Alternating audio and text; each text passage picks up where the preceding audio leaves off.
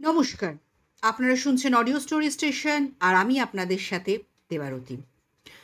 আজ আপনারা শুনবেন শ্রী দেবল দেববর্মা রচিত সিআইডি ইন্সপেক্টর রাজীব সান্যাল সিরিজের গল্প। আজকের গল্পটি আমি নিয়েছি ৫টি রহস্য উপন্যাস নামক বইটি থেকে এবং আজকের গল্পের নাম অন্তরে আঁধার। তাহলে চলুন শুরু করা যাক আজকের গল্প। আজকে গল্পটির প্রথম পর্ব।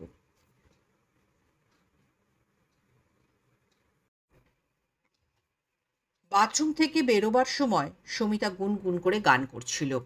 এতক্ষণ স্নানের ঘরে আলো জ্বলছিল, শাওয়ার থেকে ঝিরঝির জল পড়ার শব্দ শোনা যাচ্ছিল। দরজার কাছে কান পাতলে গুনগুন কানের কলিও শোনা যেত। এ বাড়িতে এখন সবাই তাই জানে। সমিতা বাথরুমে ঢুকলে আর সকলে নিশ্চিন্ত হতে পারে, অন্তত আধ ঘন্টার আগে বন্ধ দরজা খুলবে না। তবে অসুবিধে নেই, বাড়িতে আরও দুটো বাথরুম আছে। এত সরেস না হলেও হেলা ফেলারও নয়। তারা থাকলে তারই একটাতে ঢুকে পড়া। স্নান করার গা ধোয়া যেন সমিতার এক বাই। দিনে 4 বার সে স্নানের ঘরে ঢোকে। সকালে ঘুম থেকে উঠে, দুপুরে ভাত খাবার আগে, তারপর বিকেলে চুল টুল বেঁধে তো একবার গা ধোয়া চাই। ফের রাত্রে আরও একবার। বিছানায় শুতে যাবার আগে সমিতা কতক্ষণ ধরে গায়ে জল ঢালে, অঙ্গ শীতল না হলে যেন তার চোখে ঘুমই নামবে না। ঘরে ঢুকেই সমিতা ছিটকিনিটা তুলে দেয়। দেওয়ালে চৌকো মাপের একটা মস্ত আয়না ফিট করা আছে। তার সামনে দাঁড়ালে দেহের প্রায় সমস্তটাই দেখা যায়।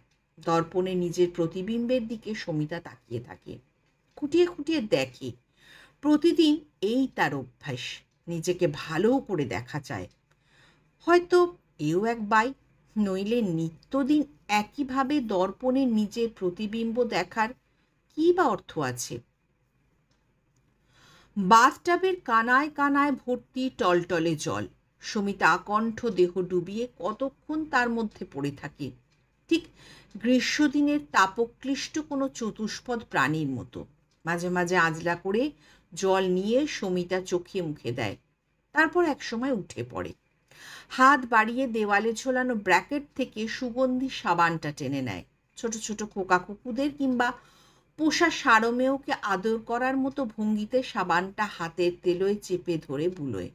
নরম গালে, গলায়, বাহুতে, পিঠে, দেহের সর্বত্র সাবান ঘষে। তখন বরফের কণার মতো সাবানের ফেনাগুলো যত্রতত্র ঠিক ঠিক করে। সমিতা শাওয়ারটা খুলে জলে দিয়ে জলের ধারার নিচে দাঁড়ায়। ছেলে মানুষের মতো জল ছিটোয়, গানের কলিতে সুর ভাজে, তারপর ফুল কাটা দামি তোয়ালে দিয়ে সযত্নে গায়ের জল মোছে। কোনো মতে শুকনো শাড়িটা অঙ্গে জড়িয়ে নেয়, ভেজা পায়ে একটু দ্রুত গতিতে নিজের ঘরে গিয়ে ঢোকে। এতক্ষণ ঘরের দরজা বন্ধ ছিল। বন্ধ মানে ভেজানো নয়। বাথরুমে যাওয়ার আগে সমিতা ঘরে চাবি দিয়ে যায়। এ বাড়িতে উটকো লোকের অভাব নেই। দাসদাসী আছে, ঠাকুর চাকর আছে। সুতরাং কার ভরসায় সমিতা ঘর খুলে রেখে যাবে? টুকিটাকি সোনার গয়না টয়না, হাত ঘড়ি, খুচরো টাকা সর্বদা আলমারিতে সাবধানে তো আর রাখা যায় না। রাতে শোবার আগে কত সময় হাতের বালা, কানের দুল সমিতা টেবিলের ওপর খুলে রেখে দেয়। দরজা খোলা থাকলে যে কেউ তা হাতিয়ে নিতে পারে। তারপর ভালো মানুষ সেজে সে হাঁটবে, বেড়াবে। 10 জনের চোখের সামনে ঘোরাফেরা করলেই বা কে কী করছে? দরজা খুলেই সমিতার চোখ দুটো দুশ্চিন্তার ভারে ছোট হয়ে এলো। ফের সেই চিঠি, মেঝের ওপরে খামটা পড়ে। লালচে রঙের লম্বা খাম। অত বড় খামখানার মধ্যে কিন্তু এক টুকরো ছোট্ট চিঠি আছে। সমিতা তা জানে। এর আগে আরও 2 বার সে মেঝে থেকে অমনি খাম কুড়িয়েছে। আশ্চর্য ব্যাপার, সমিতা যখন ঘরে থাকে না, স্নানের ঘরে ঢোকে কিংবা বাইরে টাইরে যায়, ঠিক তখনই কেউ চিঠিখানা ঘরের মধ্যে ফেলে দেয়। বাড়িতে লোকজন, চাকর বাকর, তার মধ্যে সে কখন আসে, দরজার সামনে দাঁড়ায়, নিঃশব্দে ফাঁক দিয়ে চিঠিটা গলিয়ে দেয়, তারপর টলটলে ভারী বৃষ্টিকণার মতো একসময় টুপ করে ঝরে পড়ে। কেউ টেরই পায় না। সমিতা এক মুহূর্তের জন্য ভুরু কুঁচকে তাকালো, তারপর একটু হেঁট হয়ে হাত বাড়িয়ে খামটা তুলে নিল। মুখ ছিঁড়তেই 4 ছত্রের চিঠিখানা বেরিয়ে এলো। পত্রের ভাষা সেই একই রকম, চিঠির বয়ান আগের মতোই। মিতা, আজ রাত্রে আসবো, তোমার সঙ্গে অনেক কথা আছে। ব্যালকনির দিকে দরজাটা খুলে রেখো প্লিজ, এই শেষবার, আর তোমাকে ডিস্টার্ব করবো না। ইতি। সুমিতা চিঠিখানা ফের পড়ল, কিন্তু সেটি আর খামে বন্দি করল না। একটু বিরক্তভাবে সে কুচি কুচি করে কাগজখানা ছিঁড়ে ফেলল। তারপর খামটাও দলা পাকিয়ে কাগজের টুকরোগুলো জানলা গলিয়ে বাইরে ফেলে দিল। ভাদ্র মাস, সারা দিনই গুমোট করে আছে। আকাশে মেঘ ঘুরছে, কিন্তু বর্ষণ নেই। শুধু সন্ধ্যের পর একবার তড়বড়িয়ে কয়েক ফোঁটা ঝরল, কিন্তু যে যৎসামান্য, তাতে গরম কাটেনি, বরং গুমোট বেড়েছে। ঘড়িতে রাত 10টা। এখনই ঝি এসে খেতে ডাকবে। সমিতা ভাবছিল কি করা যায়। আজ রাত্রিরেও তাকে ব্যালকনির দিকে দরজা খুলে রাখতে হবে। শুধু তাই নয়, সে না আসা পর্যন্ত ঘুমোনোও চলবে না। উপায় নেই। লোকটা অবশ্য ভীষণ সাবধানী, প্রায় বাতাসের মতো নিঃশব্দে এসে ঘরে ঢোকে। কিন্তু তাই বলে তো নিশ্চিন্ত হয়ে থাকা যায় না। ও বিদায় না হওয়া পর্যন্ত সমিতার স্বস্তি নেই। বুকের ভেতর কেমন একটা অস্থিরতা, ধুকপুকানি শুরু হয়। ভাত টাত খেয়ে সমিতা একটা বই নিয়ে বসে। টেবিল ল্যাম্পটা জ্বালিয়ে পড়বার চেষ্টা করে। তারপর বইটা হাতে নিয়েই খাটে এসে ওঠে। শোয়, এপাশ ওপাশ করে। বইয়ের পাতায় চোখ ডুবিয়ে সময় কাটাতে চায়, কিন্তু মন বসে না। 11টা, ধীরে ধীরে 12টাও বাজে।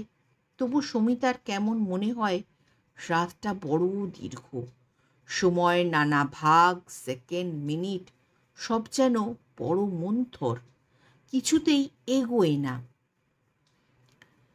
বেশ বাস ঠিক করে সমিতা ফের আয়নার সামনে এসে দাঁড়ালো। গালের ওপর নরম তুলতুলে পাউডারের পাফটা বুলোলো। জামা টামা পরার আগেই মুঠো মুঠো পাউডার ছড়িয়েছিল। এখন ফের ঘাড়ে, গলায়, পিঠের অনাবৃত অংশে পাউডার মাখানো পাফটা আলতোভাবে বোলালো। দরজায় খুট করে শব্দ হতেই সমিতা পিছন ফিরে তাকালো। সে ভেবেছিল ঝি তাকে খাবারের জন্য ডাকতে এসেছে, কিন্তু দরজা খুলে যে ঘরের ভিতরে এলো সে দাসী নয়, সারদা মাসি। সমিতা মাথায় অল্প একটু কাপড় টেনে বলল, আসুন মাসিমা, আপনি খেয়েছেন তো? সারদা মাসি হেসে বলল, এইমাত্র তোমার শ্বশুরকে খাইয়ে দাইয়ে এলাম। সেই 8:30 থেকে সমানই তাগাদা দিচ্ছি। 9:15 বাজলে পর খেতে বসলেন। কি যে এত কাজ, আমি তো কিছু বুঝতে পারিনি। নাওয়া খাওয়ার আর অবসর মেলে না। সারদা মাসির বয়স বেশি নয়, বছর 45 হবে, কিন্তু শরীর স্বাস্থ্য বেশ মজবুত। মাংসলো ভারী মুখ, লম্বাটে নয় বরং গোলাকার। চোখ দুটো বড় নয়, দেহের তুলনায় ছোটই বলা যায়। ভদ্রমহিলা বিধবা, কিন্তু থান কাপড়ের বালাই নেই। তার কাপড়ের রঙিন পাড়, আচার নিষ্ঠা নিয়ে সূচিবাই দেখা যায়নি। রাত্রিরে ভাতই আহার, তবে মাছ মাংস পেঁয়াজ ডিম বাদ, ওসব চলে না। সমিতা একগাল হেসে বলল, তাহলে চলুন মাসিমা, দুজনে একসঙ্গে বসে খেয়ে নিই। সারদা মাসি বলল, তাই ভেবেই তো এলাম বৌমা, মনে হলো তুমি এখনো খাওনি, তোমাকে ডেকে নিয়ে একসঙ্গেই বসি। হঠাৎ সমিতার কপাল আর সিঁথির দিকে তাকিয়ে সারদা মাসি একটু চঞ্চল হয়ে উঠল। ভালো করে লক্ষ্য করে বলল, বৌমা, কদিন বোধহয় সিঁথিতে সিঁদুর বুলোনি, কপালে টিপ পরনি। হেউ স্ত্রী মেয়ে, এমন করে কি থাকতে আছে বাছা? সমিতা প্রসঙ্গটা এড়িয়ে যাবার চেষ্টা করলো। ম্লান হেসে বলল, মাঝে মধ্যে পড়ি তো মাসিমা, হতেই চলবে মনে হয়। সবই তো বোঝেন, ঘটা করে এর চেয়ে বেশি সিঁদুর পড়লে 5 জনে হারালে হাসবে যে। সারদা মাসি মুখখানা একটু করুণ স্বরে বলল, তোমার কষ্ট বুঝি বৌমা। এত রূপ যৌবন, সোনার পিতিমের মতো চেহারা, তোমার মতো মেয়ে স্বামী সুখ পেল না, ভাবলেও দুঃখ হয়। সেই যে বলে না, অতি বড় ঘরণী না পায় ঘর, অতি বড় সুন্দরী না পায় বর। সমিতা প্রায় জোর করেই কথাটা গায়ে মাখল না, বা হাত দিয়ে খোঁপাটা ঠিক করে নিয়ে জবাব দিল, কি যে বলেন মাসিমা, বাদ দিন তো সব কথা। রাত হলো, চলুন খেয়ে নি। সারদা মাসি ঠিক পরিবারের কেউ নয়। বাড়ির কর্তা দয়াল দত্তের সঙ্গে কোনো আত্মীয়তার সম্পর্কও নেই। এ বাড়িতে উনি আশ্রিতা। কর্তার এক বন্ধু সারদা মাসিকে চিঠি দিয়ে পাঠিয়েছিলেন। সমিতার তখন বছরখানেক বিয়ে হয়েছে। শাশুড়ি একরকম বিনা নোটিসেই হঠাৎ ওপারে রওনা হয়ে গেলেন। শুধু তাই নয়, প্রভঞ্জনের সেই কেলেঙ্কারির ব্যাপারটা তখন পরিষ্কার। গোল ঘাট জানাজানি সব চুকেছে। সমিতা স্পষ্টই বুঝল নিজের পোড়া কপাল স্বামী তার দখলে নেই। বোম্বাইয়ের সেই বজ্জাত মেয়েটা প্রভঞ্জনের চোখের মণি, তাকে নিয়েই সে থাকবে। সমিতাকে বিয়ে করা শুধু মা বাবাকে খুশি করবার জন্য। একটা ঘোমটা টানা মেয়ে পেলেই যদি মায়ের মন ভরে, তাহলে প্রবর্চন সেটুকু করতে রাজি। তাই বলে সমিতাকে নিয়ে সে ঘর সংসার পাতবে তো বলেনি। এমন দিনে সারদা মাসিকে পাওয়া গেল। দয়াল দত্ত চিঠি পড়েই বললেন, উমেশ আমার সত্যিকারের বন্ধু। চিঠিতে ওকে সংসারের কথা লিখেছিলাম। একজন উপযুক্ত লোক পেলে অচল সংসারটা একটু সচল হয়। বৌমার কাছে আমি লজ্জায় মুখ দেখাতে পারিনি। হতভাগা যে তলে তলে এমন একটা কাণ্ড করে বসে আছে, তার বিন্দু বিসর্গও জানতে পারিনি। সুমিতার মনে আছে সারদা মাসি একটা কথাও বলেনি, শুধু মুখ টিপে হেসেছিল। সেদিন থেকেই সে সংসারের হাল ধরল। পাকা মেয়ে ছেলে। মাসখানেকও ফুরল না তার আগেই সারদা মাসি ঘরের কর্ত্রী হয়ে বসল। সংসারের প্রয়োজন অপ্রয়োজন সব কিছু সারদা মাসির হুকুমে চলে। প্রত্যেক কাজেই তার হুঁ চাই, নইলে কোনো কাজই হবে না। মাস তিনেক পরে দয়াল দত্ত একদিন তারিফ করে বললেন, তা সারদার সত্যি ক্ষমতা আছে। ভাঙা সংসার জোড়াতালি দিয়ে ওই তো ফের চালু করলো। সারদা এসে হাল না ধরলে আমরা কোথায় ভেসে যেতাম। খেতে বসে সারদা মাসি বলল, বুঝলে বৌমা, কর্তা এ মাসে দিলীপকে টাকা পাঠাননি। সে তো রেগে মেগে চিঠি লিখেছে 3 দিনের মধ্যে টাকা না পেলে হোস্টেল থেকে চলে আসবে। কি কাণ্ড বলো দেখি। সুমিতা এক টুকরো আলু মুখে দিয়েছিল। সে মুখ তুলে শুধোলো, বলেন কি, দিলীপকে টাকা পাঠানো হয়নি? সারদা মাসি কাঁচা লঙ্কার একটু অংশ মুখে নিয়ে উত্তর দিল, তাই তো শুনছি। কর্তার যে কি মতিগতি হচ্ছে দিন দিন। সকাল থেকে মুখ বুজে কাগজপত্রের মধ্যে ডুবে আছেন। একটা কথা বলতে গেলে যেন তেড়ে মারতে আসেন। অবাক হবার কথা, দিলীপকে কর্তা টাকা পাঠাননি তা বিশ্বাস করাও শক্ত। প্রভঞ্জনের সঙ্গে সম্পর্ক ছেদ হবার পর থেকে দিলীপকেই কর্তা মানুষ করেছেন। কাগজে কলমে কতদূর কি আছে তা অবশ্য কেউ জানে না, কিন্তু ছেলেটা যে দয়াল দত্তের পুষ্যপুত্তুর এ কথা সবাই জানে। কেউ কেউ বলে কর্তা গত হলে বিষয় সম্পত্তি সব ওরই হবে।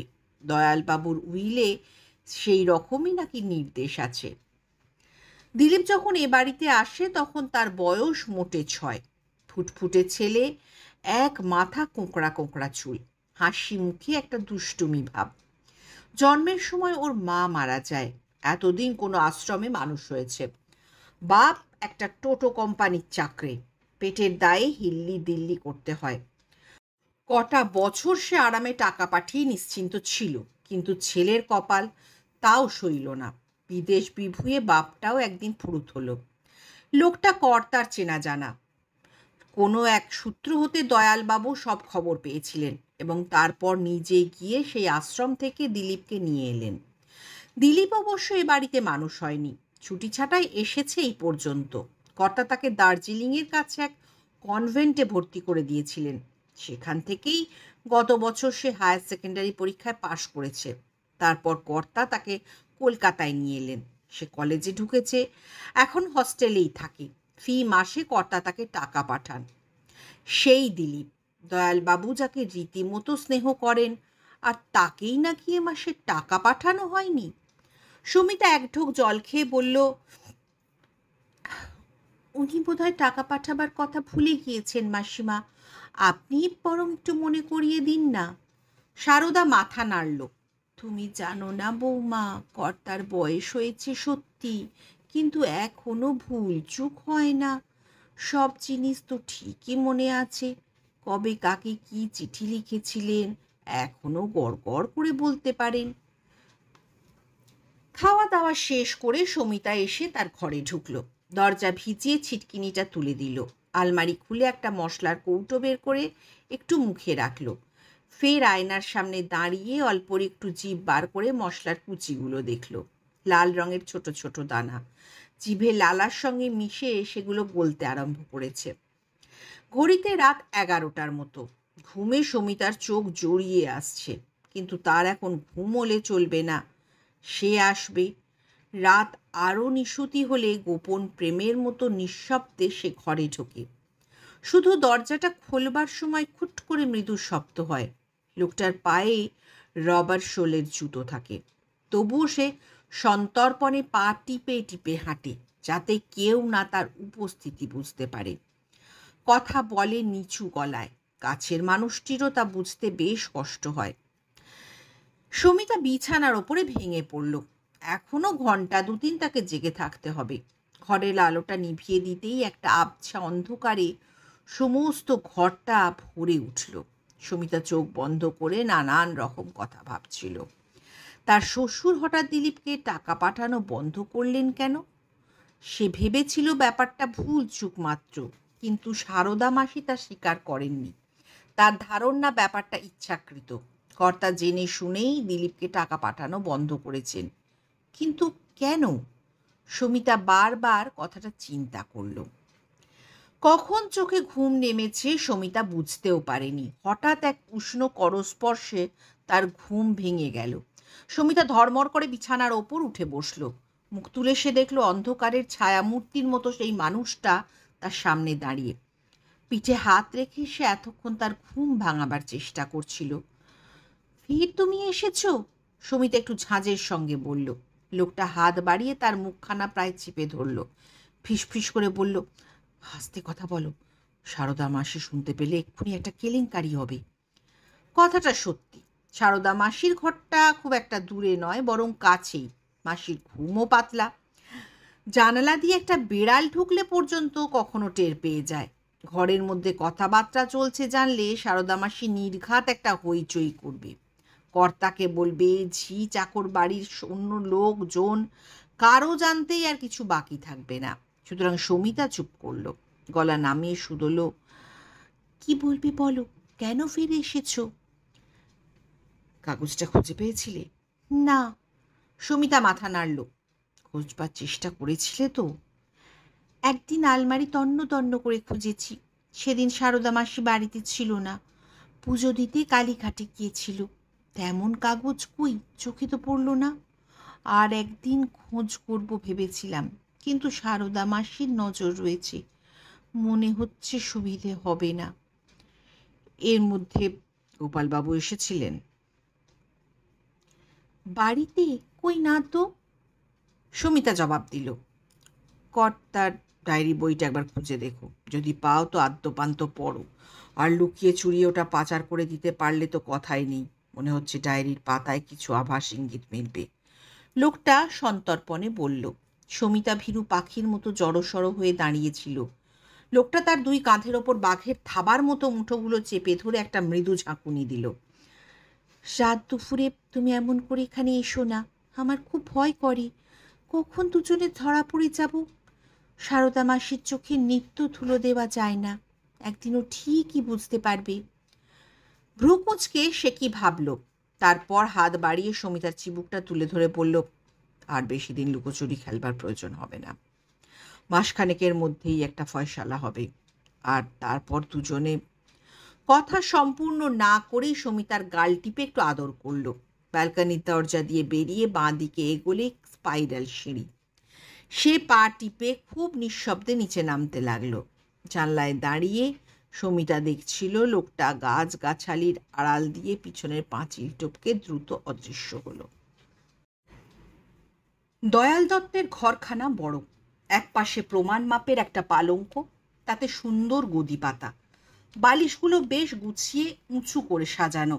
কোণের দিকে স্টিলের বড় আলমারি, ঘরের মধ্যেই একটা কাঠের টেবিল, তাতে লেখার কাগজপত্র, কলম, খানকতক বই। টেবিলের ওপরে টেলিফোন রয়েছে, পাশেই একরাশ খবরের কাগজ ডাঁই করে রাখা। তার মধ্যে পোকামাকড়, আরশোলা, টিকটিকি, এমনকি কাঁকড়া বিছে পর্যন্ত থাকতে পারে।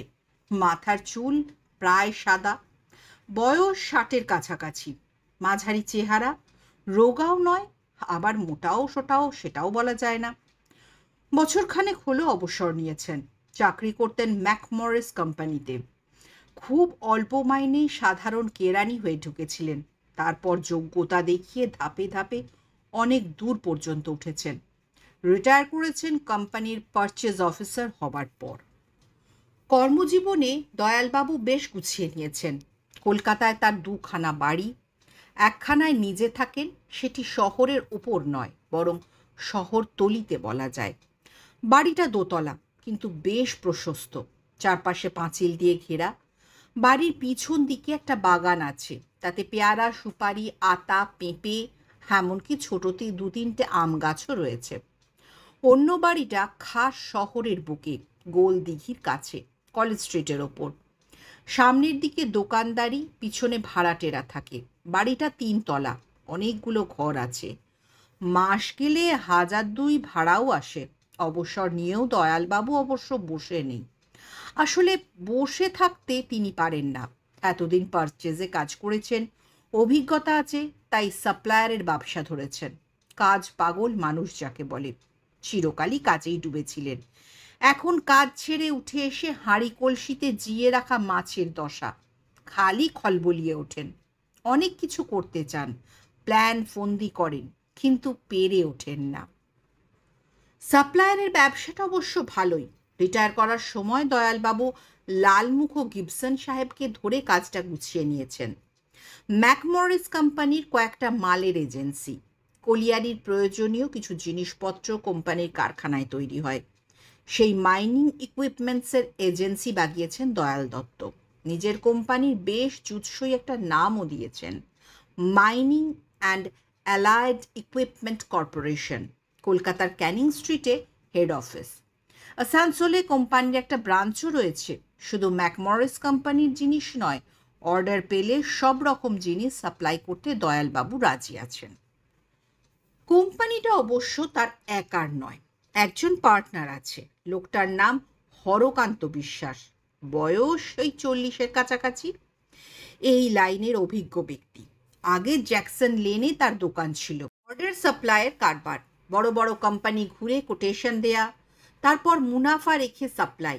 ম্যাকমরিস কোম্পানিতে হরকান্ত মাল সাপ্লাই করত। সেই সূত্রেই জানাশোনা। দয়াল দত্ত ব্যবসায় নামবেন শুনে হরকান্ত নিজেই এগিয়ে এলো।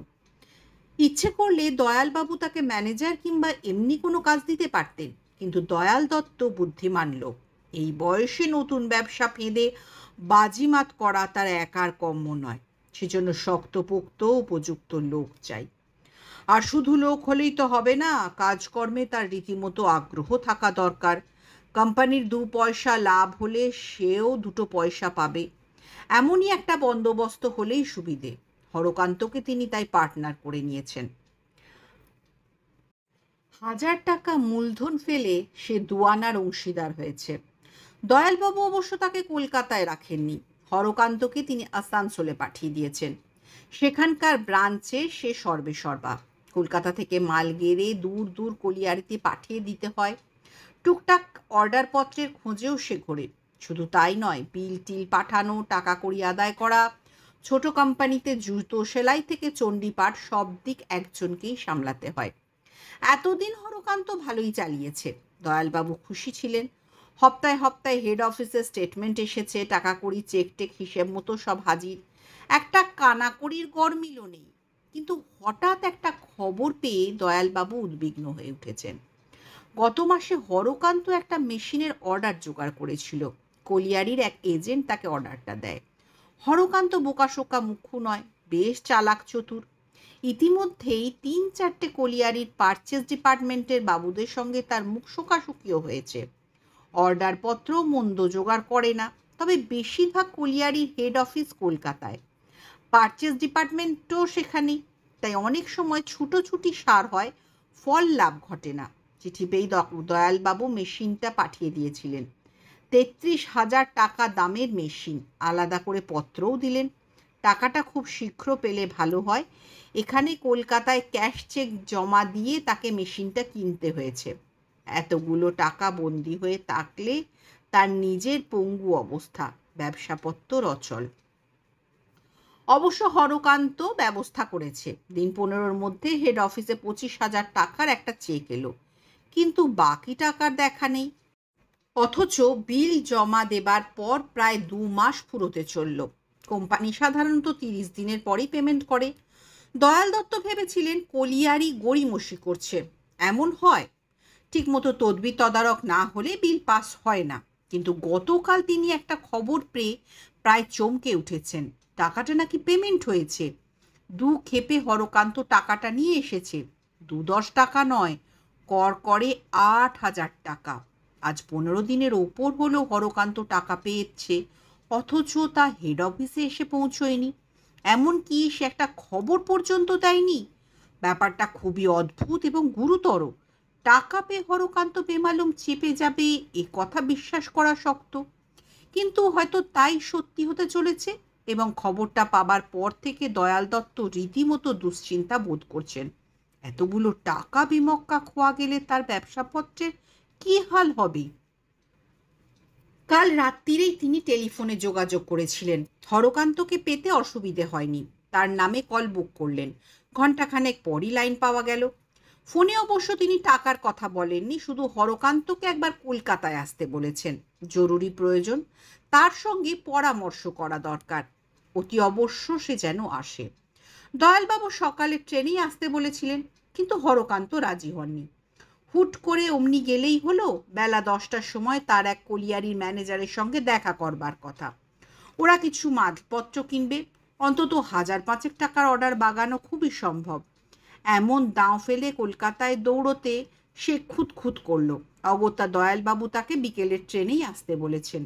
সন্ধ্যের একটু আগেই একখানা গাড়ি আছে, এক্সপ্রেস ট্রেন, খুব কম স্টেশনেই থামে, রাত ৯টা নাগাদ হাওড়া পৌঁছয়। হরকান্ত অনায়াসে ১০টার আগেই তার সঙ্গে দেখা করতে পারবে। হঠাৎ দয়ালবাবুর দৃষ্টি পড়ল তার হাতে নীল রঙের পাথরটার দিকে। এমনিতে দেখতে নীল, কিন্তু ঘুরিয়ে ফিরিয়ে দেখলে একটা লালচে রঙের আভা চোখে পড়বে। রংটা যে পাথরের মধ্যে কোথাও লুকিয়ে আছে তা কিছুতেই বোঝা যায় না। শুধু শূন্যে আলোর বুকে তুলে ধরে পরীক্ষা করলেই লালচে রংটা হঠাৎ ভেসে উঠে আবার মিলিয়ে যাবে। আংটির পাথরটা বেশ বড় সাইজের, অন্তত ৬-৭ রতি হবে। দিন ৭ হলো দয়ালবাবু পাথরটা আংটিতে বসিয়ে ধারণ করেছেন। প্রথম কয়েকটা দিন ওটা সঙ্গে নিয়েই ঘুরতেন। একটা কাপড়ে পাথরটি বেঁধে সেটি বাহুতে জড়িয়ে নিয়ে গিঁট দিয়ে রাখতেন। রাত্রে বালিশের নিচে নিয়ে শুতেন। অনেকে তাকে বারণ করেছিল, বুড়ো বয়সে রক্তমুখী নীলা ধারণের কি প্রয়োজন। নীলা সকলের সহ্য হয় না। রক্তমুখী নীলা অনেক ঘটনা ঘটিয়েছে। দয়ালবাবুর যে কোনো বিপদ আপদ হবে না তাই বা কে বলতে পারেন। কিন্তু দয়াল দত্ত ভীষণ জেদি আর একগুঁয়ে। একবার যখন ঠিক করেছেন নীলা পড়বেন, তখন তা পড়বেনই, কিছুতেই মত বদলাবেন না। মাসখানেক আগে এক তান্ত্রিক সাধুর সঙ্গে তার দেখা। লোকটা অদ্ভুত, খড়গনাশা তীক্ষ্ণ অন্তর্ভেদী দৃষ্টি। তার দিকে তাকিয়ে সে বিচিত্র হাসল, বলল, মন মে বহুত দুঃখ আছে বাবুজি, আমি সব বুঝতে পারি। আপনি একটু নীলা পড়ুন, সব আচ্ছা হবে, দুঃখ চলিয়ে যাবে, আনন্দ মে রহেঙ্গে। নীলা? দয়ালবাবু একটু অবাক হলেন। हाँ बाबूजी, रक्तमुखी नीला, लेकिन देखे सुने किनबेन, আমি সব বাতলে দিব। একটু হেসে ফের বলল, যে দূর মে চলিয়ে গেছে সে ভি ফিরত পাবে। ক্যা বাবুজি, ঠিক বলেছি না? দয়ালবাবুর বুকটা ধক করে উঠল। লোকটা বলে কি? তিনি ফ্যাল ফ্যাল করে কয়েক সেকেন্ড তাকিয়ে রইলেন। তান্ত্রিক সাধু হেসে বলল, দুঃখ রাখবেন না বাবুজি, এসব কর্মফল, লেকিন তমাম জিন্দগি এসব থাকবে না, বিলকুল ঠিক হয়ে যাবে। লোকটা ভেলকিও জানে, হঠাৎ চমকে দিতে পারে। ফস করে মুখের ভিতর থেকে সে 10-15টা ছিউচ বের করে আনলো, কালো রঙের তীক্ষ্ণ ছুঁচগুলি। দয়ালবাবু আশ্চর্য হয়ে দেখছিলেন। লোকটা অবলীলাক্রমে সেগুলো মুখের ভেতর ফেলে পান খাওয়ার মতো চিবোতে শুরু করলো। তান্ত্রিক সাধু বলেছিল, ছোট পাথর হলে কাজ হবে না, যে পাথর সকলের সহ্য হয়নি তেমনই বড় পাথর চাই। দয়ালবাবু নাস্তিক নন, দৈবে তার অগাধ বিশ্বাস। পাথর টাথরে এককালে রীতিমতো বাতিক ছিল, হাতে গোমেদ পড়েছেন, তারপর প্রবাল। কোনো কাজ হয়নি বলে সেগুলো একটাও আর রাখেননি। শেষকালে একটা পিত পোকরাজ পড়েছিলেন, তার ডান হাতের অনামিকায় হলদে পাথর কিছুদিন আগেও জলজল করত। ঘরের দরজার কাছে কার ছায়া পড়তেই দয়ালবাবু মাথা তুলে দেখলেন অন্য কেউ নয়, সারদা। সম্ভবত তারই জল খাবার নিয়ে এসেছে। সারদার হাতে সংসারের ভার তুলে দিয়ে দয়ালবাবু নিশ্চিন্ত। সব দিকে ওর প্রখর দৃষ্টি। তার নাওয়া, খাওয়া, শোয়া, ওঠা সমস্ত সারদা লক্ষ্য করে। তিনি কাজ নিয়ে মেতে উঠলে সারদার রীতিমতো বিরক্ত হয়। সময়ে খাওয়া দাওয়া করবার জন্য অনুযোগ করে। কলকাতা থেকে বাইরে বেরোলে শরীরের দিকে লক্ষ্য রাখার জন্য পই পই করে বলে। দয়ালবাবুর মনে হয় এক হিসেবে সারদা স্ত্রীর আসনটাই দখল করে নিয়েছে। বেঁচে থাকতে নিরুপমাও এমনি করেই খবরদারি করত, তবে সে জোর খাটাতো, হুকুম জারি করত। সারদা তা পারে না, সে অনুরোধ করে। দয়ালবাবু না শুনলে বড়জোর মুখ ভার করে ঘোরে। এর চেয়ে বেশি কিছু করবার জো কোথায়? জলখাবারের প্লেটটা সামনে রেখে সারদা বলল, দিলীপ একটু আগে ফোন করেছিল। দয়ালবাবু ফুলকো লুচির দিকে তাকিয়ে কি ভাবছিলেন। কথাটা কানে যেতেই একটু চমকে উঠে বললেন, ফোন করেছিল? কখন? আমি কোথায় ছিলাম?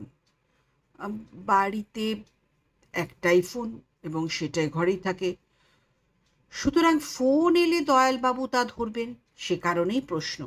সারদা হেসে বলল, আপনি তখন বাথরুমে ঢুকেছেন, হঠাৎ ফোনটা বেজে উঠতেই আমি এসে ধরলাম।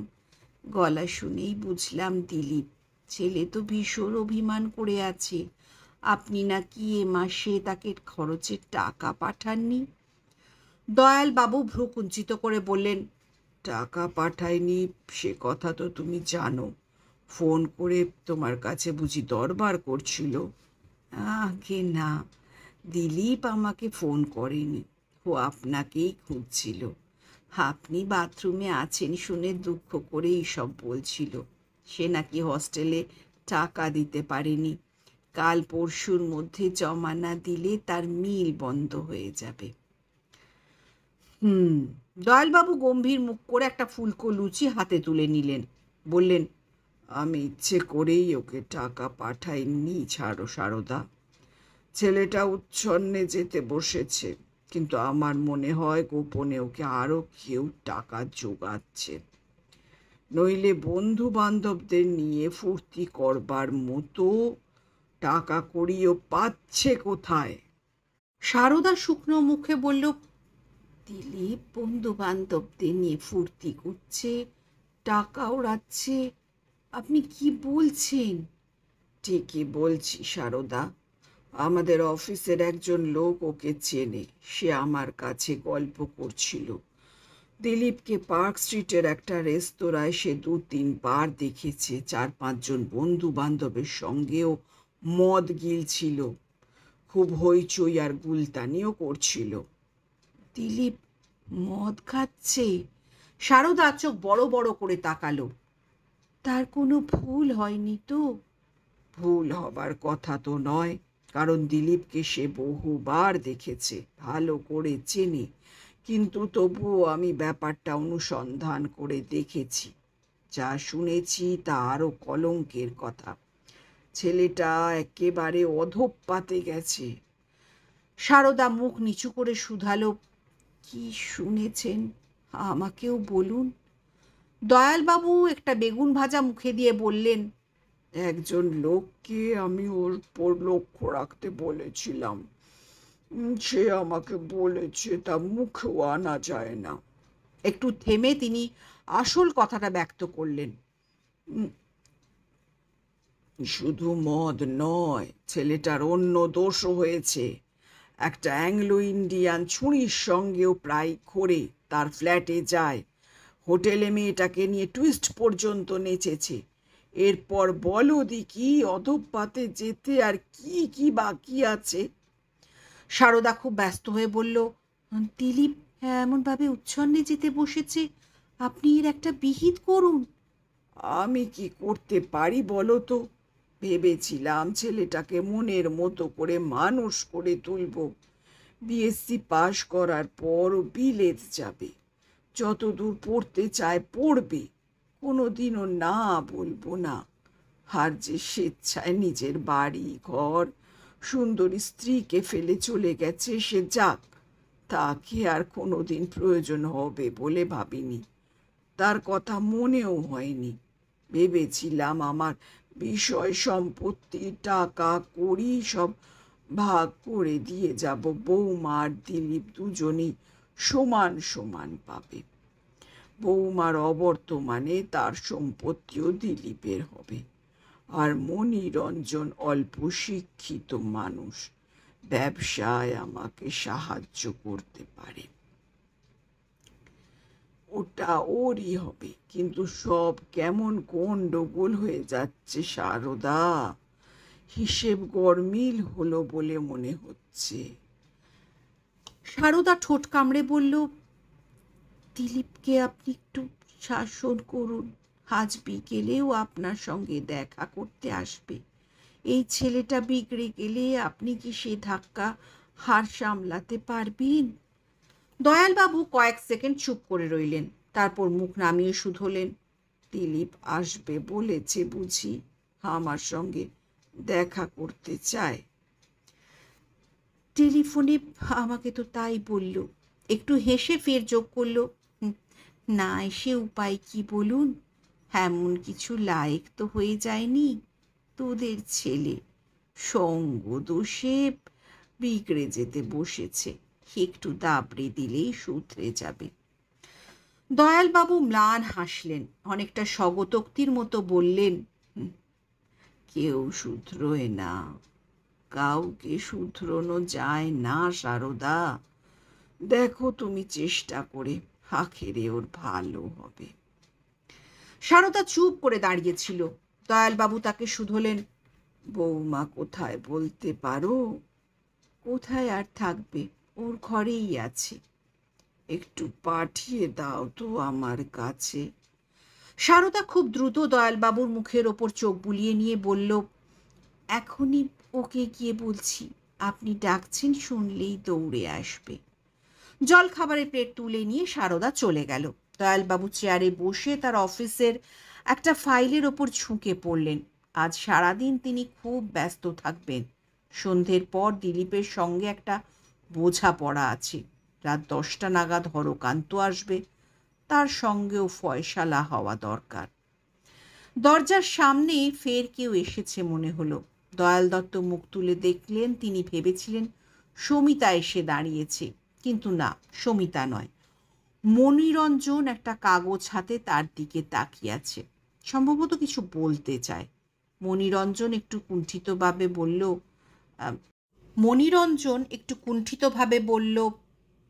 উড়িষ্যায় যে মালটা পাঠানো হয়েছিল তা খারিজ হয়েছে, এইমাত্র চিঠি এলো। দয়ালবাবু প্রায় চিৎকার করে বললেন, সে কি, খারিজ হলো কেন? মণিরঞ্জন মুখ নিচু করে জবাব দিল, স্পেসিফিকেশন ঠিক হয়নি লিখেছে। তার মানে স্পেসিফিকেশন মিলিয়ে মাল জোগাড় করা হয়নি? ভুলচুক হলো কেন? মণিরঞ্জন হাত কচলে জবাব দিল, মেশিনারির পার্টগুলো নিয়েই গণ্ডগোল। এখানে যে কোম্পানিকে পার্টসগুলো তৈরি করতে দেয়া হয়েছিল, ভুল তারাও করেনি। সমস্ত মাল আমাদের অর্ডার মতোই বানিয়েছে। তাহলে? মণিরঞ্জন অনেকক্ষণ চুপ করে রইলেন। তারপর অপরাধীর মতো মুখ কালো করে বলল, ভুল আমাদেরই হয়েছে। স্পেসিফিকেশন পাঠাবার সময় আমরাই গণ্ডগোল করেছি। দয়ালবাবু ঠোঁট উল্টে একটা অদ্ভুত ভঙ্গিতে তাকিয়ে রইলেন। তারপর দাঁত কিরমির করে বললেন, তুমি একটা অপদার্থ। এতগুলো টাকার মাল সব বুঝি বরবাদ হলো। কত টাকা ক্ষতি হবে ভাবতে পারো? মণিরঞ্জন নত মুখে দাঁড়িয়ে রইল।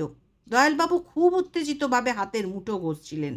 তারপরে কপালে হাত রেখে বললেন, প্রায় 4,000 টাকার লোকসান। এমনিভাবে টাকা গচ্চা গেলে কোম্পানির আয়ু আর কদিন? মেশিনারি পার্টসগুলোর অর্ডার দেবার সময় কি তুমি নাকে তেল দিয়ে ঘুমোচ্ছিলে? মণিরঞ্জন মুখ তুলে বলতে চেষ্টা করল, আগে ব্যাপারটা শুধু তাই নয়, আমি ঠিকই লিখেছিলাম, তবে টাইপ করার সময়। চুপ করো তুমি! দয়ালবাবু প্রায় গর্জে উঠলেন। যত সব দায়িত্ব জ্ঞানহীন লোক, আবার কৈফিয়ত দিচ্ছ আমার কাছে। গৌরী সেনের টাকা পেয়েছ, লোকসান ক্ষতি হলে তোমাদের কি যায় আসে? মণিরঞ্জনকে এবার একটু শক্ত দেখালো। ঠোঁট দুটো বন্ধ হয়ে এলো, চোখ দুটো ছোট, নাসিকার অগ্রভাগ স্ফীত। সে গম্ভীর মুখে বলল, আগে আপনি আমার সব কথা শুনছেন না। ভুলচুক হয়েছে সত্যি, কিন্তু তাই বলে এমনি করে? দয়ালবাবু এবার ক্ষেপে উঠলেন। কি বলছো তুমি? এতগুলো টাকা গচ্চা গেল আর তুমি আমার সামনে দাঁড়িয়ে জবাব দিচ্ছ? একটু থেমে তিনি প্রায় ঘোষণা করলেন, ঠিক আছে, তোমাকে আর দরকার নেই আমার। অফিসের কাগজপত্র কাল সকালেই আমাকে বুঝিয়ে দিও। তোমাকে অনেক আশা করে এনেছিলাম। ভেবেছিলাম এই ব্যবসাপত্র তুমি দেখবে, তোমারই হবে। কিন্তু এখন দেখছি তুমি একটা ষাঁড়ের গোবর, হকর্মার ধাড়ি। যাও, আমার সামনে থেকে সরে যাও। তোমার মুখ দর্শন করতে চাই না আমি।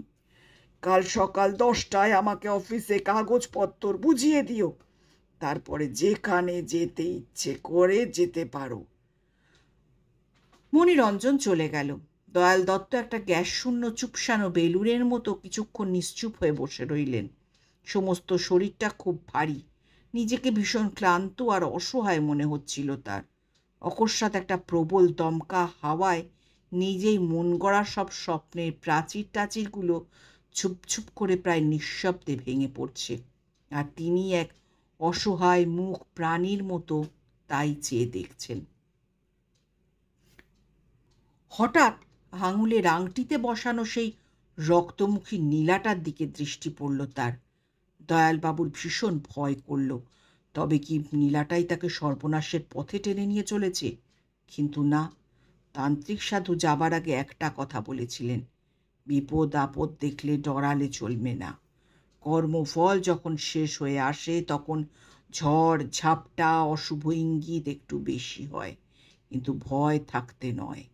মনে রাখতে হবে সামনে সুদিন, সাহসে বুক বাঁধতে হবে। দয়াল দত্ত মুক্ত বায়ু প্রাণ ভরে টেনে নিলেন। হ্যাঁ, তার মনে হলো তিনি সাহস ফিরে পাচ্ছেন। সাহসী তাকে হতেই হবে। একটু পরেই সমিতা ঘরে এলো। বেশ বোঝা যায় অনেক বেলা পর্যন্ত সে ঘুমিয়েছে। এখনো চোখ টোক ফোলা, ঠোঁট শুকনো, চুলটুল এদিক ওদিক আলগা হয়ে রয়েছে। তাড়াতাড়ি চিরুনি বুলিয়েছে, কিন্তু শিথিল খোপা স্বস্থানে ফেরেনি। পুত্রবধূকে দেখেই দয়াল দত্ত ঠান্ডা জল পরম স্নেহে সমাদর করে বললেন, এসো এসো, তোমার কাছে আমি বড় অপরাধী। মুখ তুলে তোমার সঙ্গে কথা পর্যন্ত বলতে পারি নে মা। তোমার সেবা যত্ন পর্যন্ত নিতে লজ্জা করে। সমিতা শ্বশুরের কাছে এসে বসল। অভিমান করে বলল, আপনি তো আমাকে দূরেই করে রেখেছেন বাবা, কোনোদিন তো কাছে টেনে নিলেন না। এত কাছে থেকেও যে কত দূরে আছি তা শুধু আমিই জানি।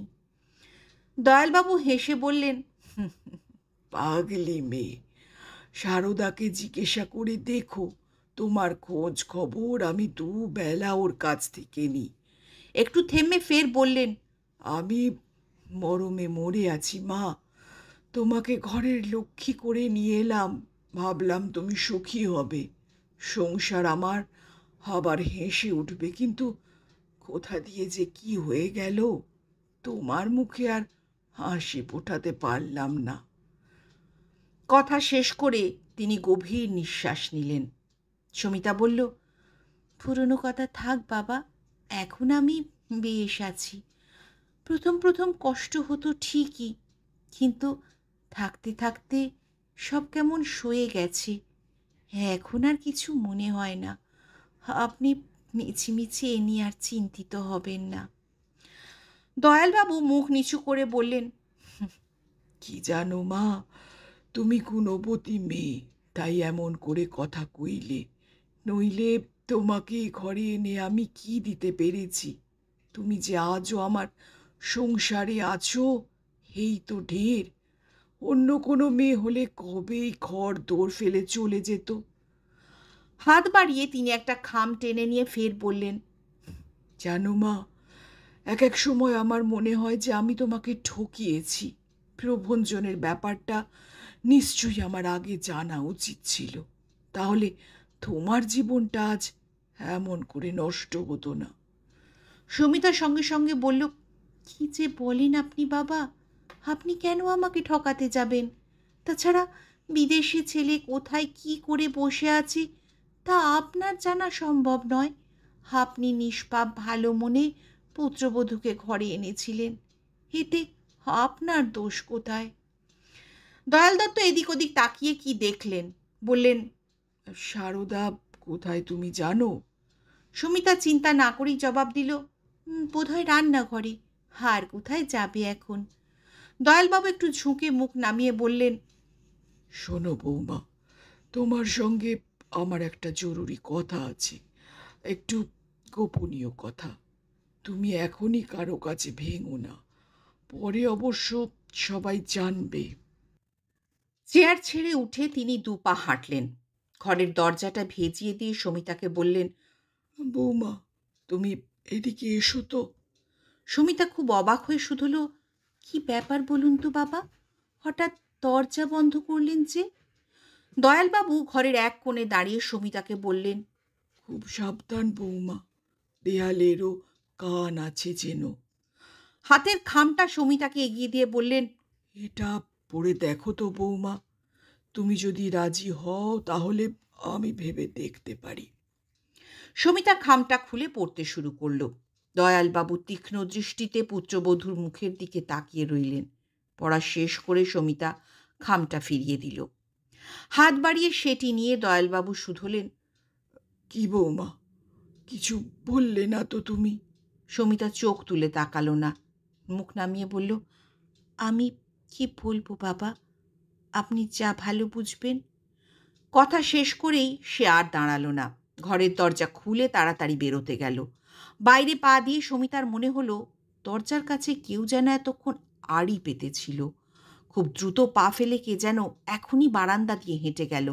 পায়ের শব্দ খুব হালকা নয়, বরং একটু ভারী। সমিতা এক মুহূর্ত কিছু চিন্তা করল, এদিক ওদিক তাকালো। পায়ের শব্দটা সিঁড়ি বেয়ে নেমে কোন দিকে গেল সে কিছুতেই আন্দাজ করতে পারল না। সন্ধ্যের একটু আগেই দয়াল দত্ত ফিরে এলেন। বিকেল থেকে বেশ বর্ষণ নেমেছে, খুব প্রবল নয়, ছিপছিপে বৃষ্টি। আকাশের গা থেকে ভেজা শাড়ির প্রান্ত বেয়ে গড়িয়ে পড়া জলের মতো বৃষ্টির ধারা ঝরছে তো ঝরছেই। দয়ালবাবু একটু ভিজেছেন, মাঝে মাঝে হাঁচছেনও। বলা যায় না, হয়তো ঠান্ডা লেগেছে, এরপর জ্বর জারি আরও কী না হতে পারে। ঘরে ঢুকে বসতেই সারদা এসে বলল, দিলীপ এসেছে, আপনার সঙ্গে দেখা করবার সাহস নেই ছেলের। আমাকে বলছে, মাসিমা তুমি সঙ্গে করে নিয়ে চলো। সারদা মুচকি হেসে ফের বলল, ভীষণ ভয় পেয়েছে। আমি সব কথা ওকে বলেছি। শুনে লজ্জায় লাল, মুখ তুলে তাকাতে পর্যন্ত পারে না। আমি বললাম, কর্তা খুব রেগে গেছেন। তুমি কী সব কাণ্ড শুরু করেছ? দুধের ছেলে, এই বয়সে মদ গিলছ কোন আক্কেলে? শুনে মুখখানা শুকিয়ে এইটুকু বলছে, মাসিমা, যা করেছি সব বন্ধুদের পাল্লায়, আর কোনো দিনও করব না। দয়ালবাবু শুধু কথাগুলো শুনলেন, কোনো প্রতিবাদ করলেন না। বললেন, আজ রাত্রিরে এখানেই থাকবে তো? আমি তো তাই বলছি। সারদা সোৎসাহে শুরু করলো, ঘরের ছেলে এতদিন পরে এলো, একটা রাত্রি থাকবে না? একটু থেমে সে লজ্জিত মুখে বলল, আজ খিচুড়ি করব ভাবছি। ইলিশ মাছ ভাজা আর গরম খিচুড়ি। যা বাদলা করেছে থামবে বলে তো মনে হয় না, তাই দিলীপকে থাকতে বলেছি। খিচুড়ি খেতেও বড্ড ভালোবাসে। মেস হোটেলে থাকে, এসব কি আর খেতে পায়? দয়ালবাবু মুখ গম্ভীর করে বললেন, আধ ঘন্টা পরে ওকে আমার ঘরে পাঠিয়ে দিও। তার আগে একটু আদার রস মিশিয়ে এক কাপ চা পাঠাবে। সারদা ঘাড় নেড়ে চলে গেল। দয়ালবাবু জামা কাপড় বদলে বিছানায় খানিকক্ষণ শুয়ে রইলেন। তিনি গভীরভাবে কিছু চিন্তা করছিলেন। সারদা চায়ের কাপ নিয়ে ফিরতেই বললেন, আজ রাত্রিরে আসানসোল থেকে একজন লোক আসবে, এখানেই খাবে। মণিরঞ্জনের পাশের ঘরটা খালি আছে, রাতে ওখানে শোবার ব্যবস্থা করে দিও। সারদা মেয়েলি কৌতূহল প্রকাশ করে বলল, কে আসবেন? সেই হরকান্ত বাবু তো? তুমি চেনো নাকি? নাম শুনেছি। সারদা মুচকি হাসল। একটা গোপন রহস্য ফাঁস করার ভঙ্গিতে সে বলল, আমি জানি উনি আসবেন। মণিরঞ্জন আমাকে বলেছে। দয়ালবাবু ভ্রু কুঁচকে একবার তাকালেন। তিনি ভাবছিলেন ব্যাপারটা মণিরঞ্জন কেমন করে জানল। গতকাল সন্ধ্যের পর হরকান্তের সঙ্গে তিনি যোগাযোগ করেছেন। তখন রাত 8টার মতো হবে। ঘরে কেউ ছিল না। মণিরঞ্জন একতলায় থাকে, একেবারে কোণের দিকে তার ঘর। তবে কি টেলিফোন করবার সময় সে আড়ি পেতেছিল? গোপনে হরকান্তর সঙ্গে তার কথাবার্তা সব শুনেছে? তার মনে কাঁটার ব্যথার মতো একটা খটকা রয়ে গেল। সারদা চলে যাবার খানিক পরেই দিলীপ এসে ঢুকল। তার দিকে এক নজর তাকিয়েই দয়ালবাবুর মেজাজ খিঁচড়ে উঠল। সারদা যা বলেছে সব ডাহা মিথ্যে। ছেলেটাকে দেখে মোটেই অনুতপ্ত বলে মনে হলো না। চোঙা প্যান্ট পরনে, চেক কাটা হাওয়াই শার্ট গায়ে, চুলগুলো ফোলা ফাঁপা, পায়ে ছুঁচলো জুতো। ঘরে ঢুকবার আগে দয়া করে যেন সেগুলো বাইরে ছেড়ে রেখেছে। দিলীপের বয়স 17-18 হবে। শরীর স্বাস্থ্য বেশ মজবুত, রীতিমতো ভালোই বলা যায়। শক্ত চওড়া কবজি, প্রশস্ত কাঁধ, দৃঢ় পৌরুষালী গড়ন। এতক্ষণ সম্ভবত ও একতলায় আড্ডা জমিয়েছে। সিঁড়ি বেয়ে উঠবার সময় দিলীপ শীষ দিয়ে গানের সুর ভাজছিল, সস্তা হিন্দি গান। দয়ালবাবু সকর্ণে শুনেছেন। দিলীপ টেবিলের কাছে এসে চুপ করে দাঁড়ালো, কোনো কথা বলল না। দয়ালবাবু বাঁকা চোখে ওর দিকে তাকিয়ে বললেন, কি চাও তুমি? এ মাসে হোস্টেলের টাকা দেওয়া হয়নি, কাল জমা দিতে না পারলে মিল বন্ধ হয়ে যাবে। দিলীপ স্পষ্ট বলল। কেন টাকা পাওনি জেনেছ? দিলীপ কোনো জবাব দিল না, শক্ত টান টান হয়ে দাঁড়িয়ে রইল। দয়ালবাবু ঠান্ডা অথচ ঝাঁঝালো গলায় শুধোলেন, অ্যাংলো ইন্ডিয়ান ছুরিটার সাথে কতদিন মিশছ?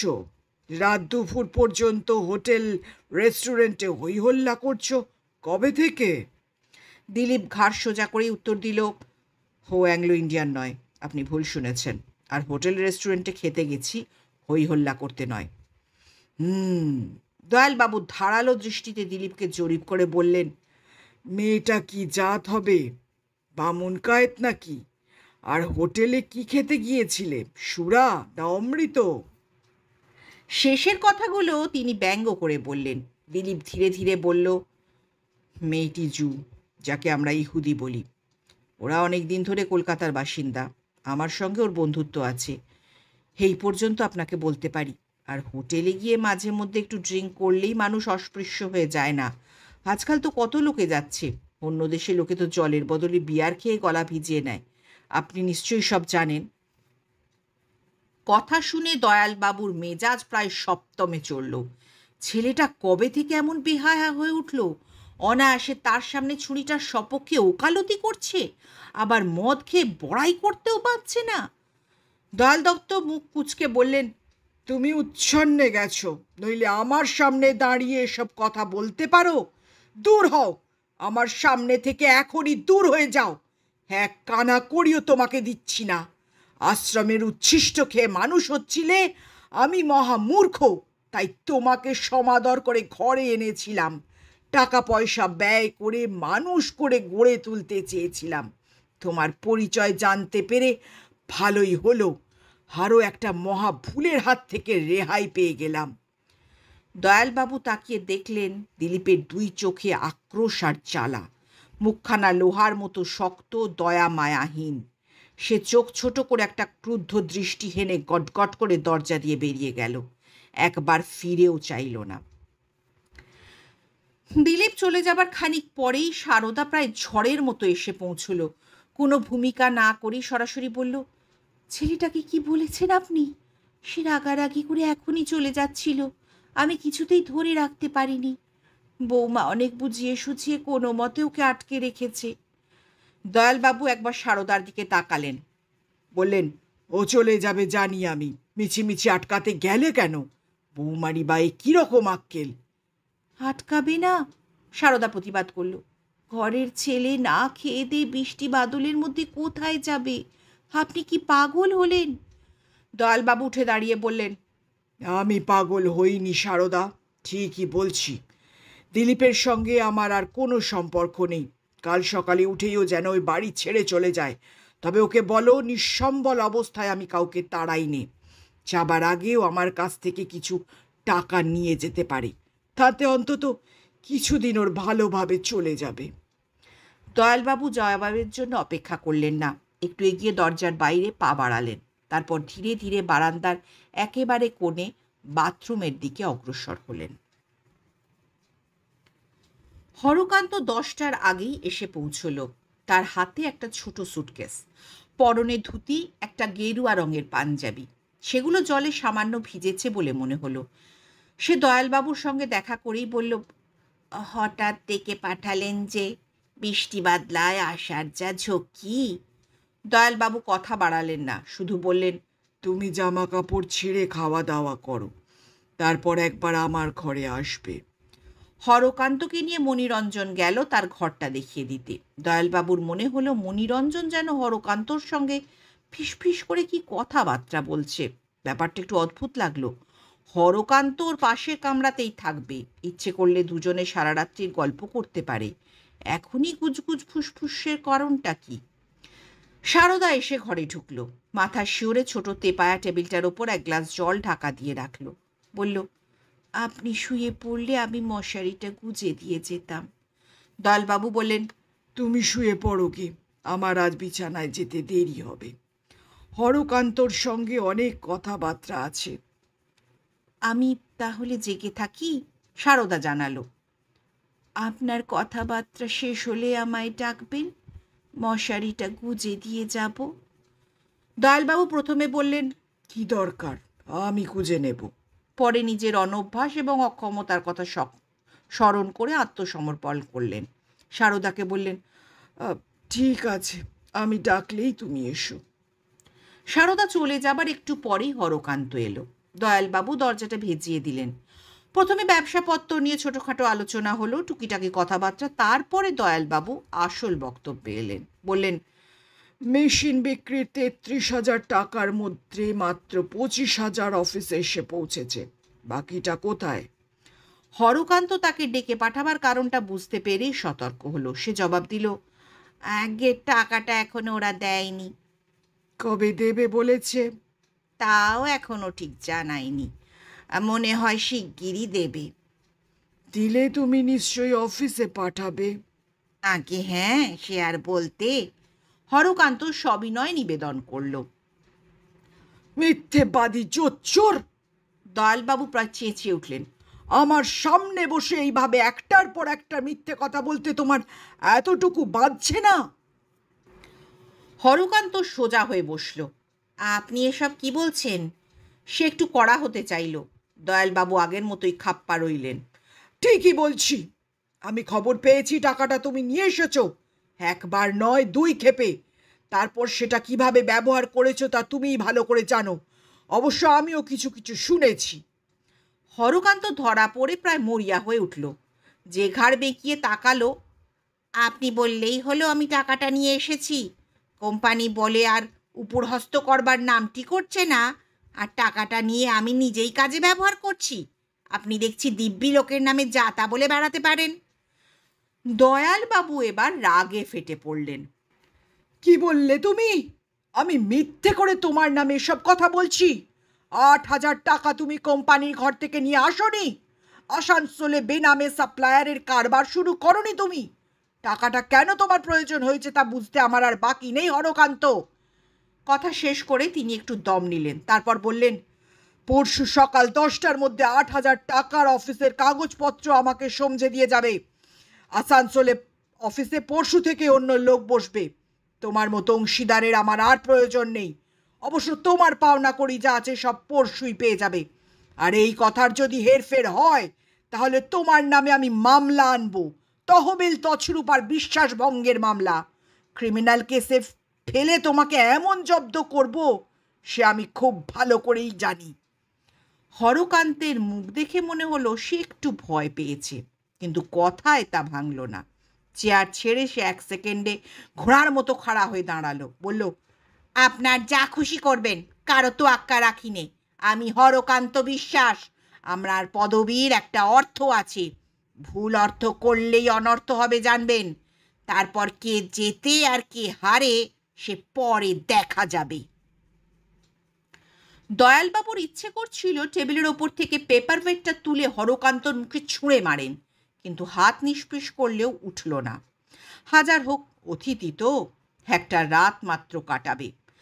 প্রায় নিশীথে বৃষ্টি বাদলায় তাকে মারধর করে ঘর থেকে বের করে দিলে যে একটা বিশ্রী কেলেঙ্কারি হয়। দয়ালবাবুর নিভৃত অন্তর্বাসী ভদ্রগৃহস্থ মন তার বাইরের কুপিত বন্যরূপকে প্রায় জোর করেই শাসনে আনল। হরকান্ত ঘর থেকে বেরিয়ে যাবার সঙ্গে সঙ্গে সারদা এসে ঘরে ঢুকল। একরকম ধমক দিয়েই বললে, রাত দুপুরে আপনি কি শুরু করেছেন বলুন তো? আজ কি কারো সঙ্গে ভালো ব্যবহার করবেন না বলে ঠিক করেছেন? সকাল থেকে কি মতি হয়েছে আপনার? ঝি চাকর লোকজন সবাই যে ছি ছি করছে। দয়ালবাবু বিরক্ত হয়ে বললেন, তোমাকে কে আসতে বলেছে? এখনো শুতে যাওনি কেন?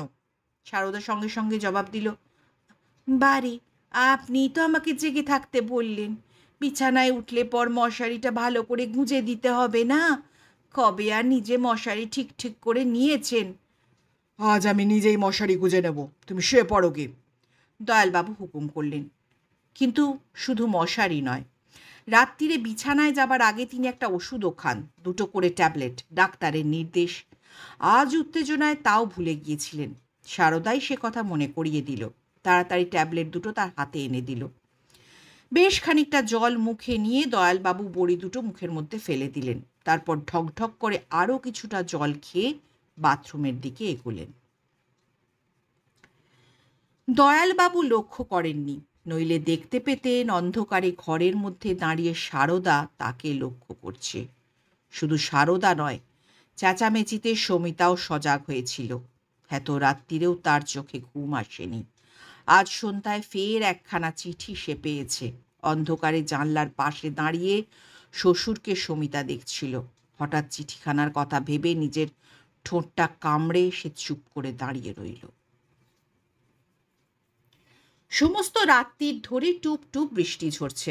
ভাদ্রের মেঘাচ্ছন্ন আকাশ কাঁদুনি খুকুর মতো সারা রাত ফুঁপিয়ে ফুঁপিয়ে সে কেঁদেছে।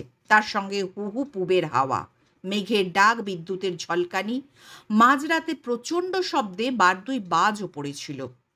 সকালে কর্তার ঘর ঝাঁট দিতে ঢুকে বাড়ির ঝিমেটা একটা ভয়ার্ত চিৎকার করে চেঁচিয়ে উঠল। ঘরের দরজাটা ভেজানো ছিল, অল্প একটু ফাঁক বাইরে থেকেই তার চোখে পড়ে। অন্যদিন দরজাটা খোলাই থাকে। দয়ালবাবু নিচে নেমে বাগানে পায়চারি করেন, কোনোদিন গেট পেরিয়ে রাস্তা ধরে কিছুটা হাঁটেনও। সেদিন দরজা খোলাই থাকে। তবু ঝি মেয়েটা ভেবেছিল কর্তা সকালে উঠেই বেরিয়েছেন, ভুল করে কেউ, কিংবা হয়তো কর্তা নিজেই দরজাটা বন্ধ করে রেখে গিয়েছেন।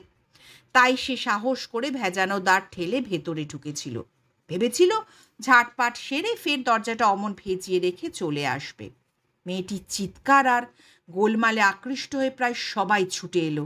সারদা, সমিতা, মনোরঞ্জন, দিলীপ, চাকর বাকর প্রায় কেউই বাদ রইল না, শুধু হরকান্ত ছাড়া। চেঁচামেচি হই হট্টগোল শুনেও সে উঠে আসেনি। মণিরঞ্জন আসবার সময় দেখেছে তার ঘরের দরজাটা বন্ধ। সম্ভবত ভিতরে সে এখনো ঘুমে অচেতন। দৃশ্য দেখে সারদা করতলে মুখ ঢেকে বসে পড়ল। সমিতা একবার তাকিয়ে হাউমাউ করে কেঁদে উঠল। মণিরঞ্জন বিছানার দিকে এক পা বাড়িয়েছিলেন। কর্তার অবস্থা দেখে সে শিউরে উঠে ফের কিছুটা গম্ভীর মুখে মৃতদেহ পর্যবেক্ষণ করে মন্তব্য করল, উনি কি তাহলে আত্মহত্যা করলেন? গলায় বড় বড় দুটো কাটা দাগ, বিশ্রী অকল্পনীয় ক্ষত, ঠিক রাক্ষসের মতো মুখ, হাঁ, ভয়ঙ্কর। অথচ মুখের দিকে তাকালে মনে হবে মানুষটা এখনো ঘুমোচ্ছে। হাত বোঝা চোখ, অল্প একটু ফাঁক করা দুটো ঠোঁট, মাথার চুলগুলো ঝড়ে তছনছ ধান ক্ষেতের মতো এপাশে ওপাশে ছড়ানো। শুধু ডান হাতের দিকে তাকালেই সব রহস্যের অবসান। একটা খুর হাতের মুঠোয় ধরা আছে, চকচকে ধারালো খুরটা। এই অস্ত্রটার সাহায্যেই দয়ালবাবু নিজের গলা কেটেছেন। সম্ভবত প্রচুর রক্তপাতের ফলেই তার মৃত্যু ঘটেছে। মণিরঞ্জন দিলীপের মুখের দিকে তাকিয়ে বলল, কি সাংঘাতিক ব্যাপার, এখনই পুলিশে একটা খবর দিতে হবে। দিলীপ কোনো কথা না বলে টেলিফোনটার দিকে এগিয়ে গেল। তারপর ডায়াল করে বলল, হ্যালো, পুলিশ স্টেশন। আধ ঘন্টার মধ্যেই পুলিশ এসে পৌঁছল। জিপের শব্দ শোনা যেতেই সকলে উৎকর্ণ হয়েছিল। চাকর বাকর সবাই তখন বাড়ির বাইরে দাঁড়িয়ে জটলা করছে। সমিতা একটা চেয়ারে বসে শাড়ির আঁচলে মুখ ঢেকে ফুপিয়ে কাঁদছিল। সারদা কাঁদেনি, কিন্তু তার মুখের দিকে তাকানো যায় না। শূন্য দৃষ্টি, ঠোঁট দুটো মাঝে মাঝে থরথর করে কাঁপছে। দিলীপ একটা চেয়ারে চুপ করে বসেছিল। মণিরঞ্জন স্থির থাকতে পারছিল না, শুধু পায়চারি করছিল আর মাঝে মাঝে স্বগতোক্তির মতো বলছিল, মামা শেষ পর্যন্ত আত্মহত্যা করলেন। জিপ থেকে নেমেই রাজীব বলল, মিছিমিছি আমাকে টেনে নিয়ে এলে সুব্রত। ভদ্রলোক খুর দিয়ে গলা কেটে আত্মহত্যা করেছেন। তুমি থানার দারোগা, প্রাথমিক পরীক্ষা করে ডেড বডি পোস্টমর্টমের জন্য পাঠিয়ে দেবে। এতে আর কি করবার আছে? সুব্রত প্রতিবাদ করে বলল, না রাজীবদা, সুইসাইড কেসগুলোকে আমি সাদামাটা চোখে দেখতে চাইনি। ওগুলো অত সহজ সরল নয়। আমার অনেক শিক্ষা হয়েছে। কোনটা যে সুইসাইড আর কোনটা যে হোমিসাইড তা এক বিধাতা পুরুষ আর হয়তো আপনি বলতে পারবেন। আমি তদন্ত করে কিছুতেই ধরতে পারি না। রাজীব হেসে বলল, আস্তে আস্তে ঠিকই চিনতে পারবে। কিছু অভিজ্ঞতা দরকার সুব্রত। অভিজ্ঞতা না হলে কেমন করে রোগ ধরবে? শুধু পুঁথি পড়া বিদ্যেয় কি কাজ হয়? পুলিশ দেখে মণিরঞ্জন প্রথমে এগিয়ে এলো, বলল, আসুন, বাড়িতে সবাই বড় কান্নাকাটি করছে। মামা হঠাৎ আত্মহত্যা করবে কেউ ভাবতে পারেনি। রাজীব তীক্ষ্ণ দৃষ্টিতে মণিরঞ্জনের মুখের দিকে তাকিয়েছিল। দেখলেই মনে হয় লোকটা বেশ চিন্তিত, হঠাৎ যেন বড় ভাবনায় পড়েছে। সুব্রত শুধল, মৃতদেহটা কোথায়? মামার শোবার ঘরে। বিছানায় শুয়েই মামা গলায় খুর বসিয়েছেন। দেখলে মনে হবে বালিশে মাথা দিয়ে মামা নিশ্চিন্তে ঘুমোচ্ছেন। শুধু গলার কাটা দাগ দুটো দেখলেই হাত পা যেন পেটের মধ্যে সেদিয়ে আসে। গলায় কটা দাগ বললেন? রাজীব প্রশ্ন করল। আগে দুটো ক্ষত। মরবার জন্যে মামা কি গভীরভাবে নিজের হাতে গলা কেটেছেন। দুটোর দাগই বেশ ডিপ, দেখলে শিউরে উঠবেন। রাজীব এক মুহূর্ত চিন্তা করল, বলল, চলো সুব্রত, ডেড বডিটাকে দেখে আসি, নইলে কিছুই বলা যাবে না। একটু এগোতেই দিলীপের সঙ্গে দেখা হলো। সে একটা সিগারেট ধরিয়ে বারান্দায় দাঁড়িয়েছিল। সুব্রত শুধল, আপনি কি এই বাড়িতেই থাকেন? দিলীপ কিছু জবাব দেবার আগেই মণিরঞ্জন বলল, আগে মামা ওকে খুব ছোটবেলা থেকে এনে মানুষ করেছে। তবে দিলীপ হস্টেলেই বড় হয়েছে, সেখানেই থাকে। কাল সন্ধ্যের একটু আগে মামার সঙ্গে দেখা করবে বলে এসেছিল। তবু ভাগ্যিস এলো, তাই মামার সঙ্গে শেষ দেখাটা তো হলো। শেষের কথাগুলো সে সখেদে ব্যক্ত করল। রাজীব বাধা দিয়ে বলল, জিজ্ঞাসাবাদ পরে হবে সুব্রত, আগে মৃতদেহটা দেখি চলো। যদি সুইসাইড সাব্যস্ত হয় তাহলে আর মুখ নষ্ট করে লাভ কি? পরে মণিরঞ্জনের দিকে তাকিয়ে বলল, চলুন আপনারা, আগে মৃতদেহ ইন্সপেকশন করে আসি। কোন ঘরটায় ডেড বডি রয়েছে দেখাবেন, চলুন। সকাল 7টার মতো। এখন আকাশে মেঘ ঘুরছে। টুকরো টুকরো মেঘের ফাঁক দিয়ে ইলিশ মাছের রঙের ঝলমলে রোদ্দুর দুষ্টু ছেলের মতো জননী ধরিত্রীর সঙ্গে লুকোচুরি খেলছে। মাঝে মাঝে ধরা দিচ্ছে, ফের লুকোচ্ছে, আবার হেসে হুটোপুটি করে মাটির বুকে লুটিয়ে পড়ছে। ঘরটার মধ্যে ঢুকেই রাজীবের কেমন দম ফুরিয়ে আসছে বলে মনে হলো। কাল বৃষ্টি বাদলার জন্য জানলা কপাট সব বন্ধ ছিল, নইলে রাত্রে জলের ছাটে ঘর দোর সব ভেসে যেত। বন্ধ জানালা এখনো খোলা হয়নি, তাই ঘরের মধ্যে একটা ভ্যাপসা স্যাঁতস্যাঁতে গন্ধ, বাতাসটা ভারী মনে হয়। রাজীব বলল, জানলাগুলোকেও খুলে দিন, আলো না ঢুকলে ডেড বডি ভালো করে দেখা হবে না। দিলীপ ইঙ্গিত করতেই একটা চাকর জানলাগুলো তাড়াতাড়ি খুলে দিল। সঙ্গে সঙ্গে আলোর বন্যায় ঘরটা যেন হেসে উঠল। বিছানার মশারিটা এখনো গোঁজা, বালিশের ওপর মাথা দিয়ে ভদ্রলোক নিশ্চিন্তে শুয়ে আছেন, কোনো ধস্তাধস্তির চিহ্ন মাত্র নেই। গলায় দুটো ক্ষতের দাগ, ডান দিক থেকে সামান্য একটু বাঁকাভাবে নেমে বাঁ দিকে গেছে। ক্ষতের দুদিকেই গভীরতা কম বেশি একই। ডান হাতের মুঠোয় খুঁটটা ধরা আছে। সুব্রতর কানের কাছে মুখ নামিয়ে রাজীব বলল, ভালো করে লক্ষ্য করে দেখি, খুঁটটা কি শক্ত করে হাতের মুঠোয় ধরা আছে বলে মনে হয়? কিছুক্ষণ দেখে সুব্রত বলল, শক্ত করে বোধহয় নেই, কিন্তু তাতে কি হয়েছে? কোনো উত্তর না দিয়ে রাজীব একটু হাসল। বালিশের নিচে বই মতন একটা কি যেন উঁকি দিচ্ছে।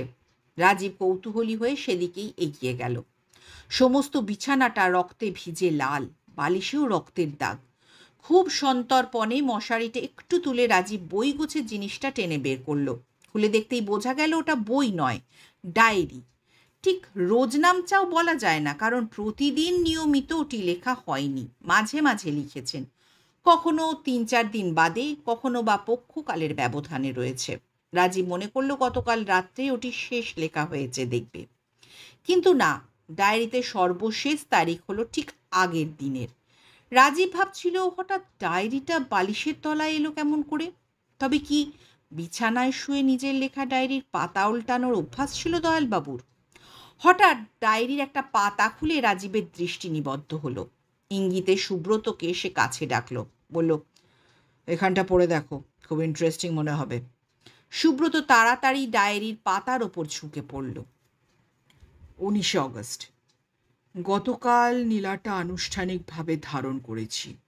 এই কদিনে ওটা কাপড়ে বেঁধে হাতে জড়িয়ে রাখতাম, রাত্রিরে বালিশের নিচে থাকতো।